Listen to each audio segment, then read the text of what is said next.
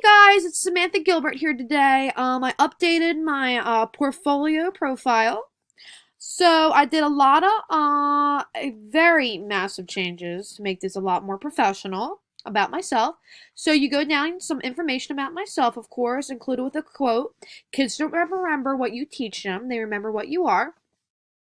You can also go down and read about me that I enjoy working out, being active outside, skateboarding, surfing, playing tennis, and my dream is to become a teacher and be a superior figure my future students can come to. So if they need someone to talk to, I'm there. And I as well want to minor in personal training, hopefully, because I did start off wanting to be a gym teacher, and as you most people already know, I study at Stockton. So we're going to start off with my resume. Here's a click button right here to get to it real quick. My goal is to be a gym teacher or a regular school elementary teacher. I participate in many things in school. I have my awards written right there for you. You can go right here to my projects tab.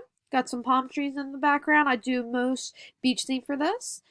Some inclusive education projects right here, a project of observation, and then you go to my other projects, Dropbox, Padlet, all that good stuff with another palm tree ocean background.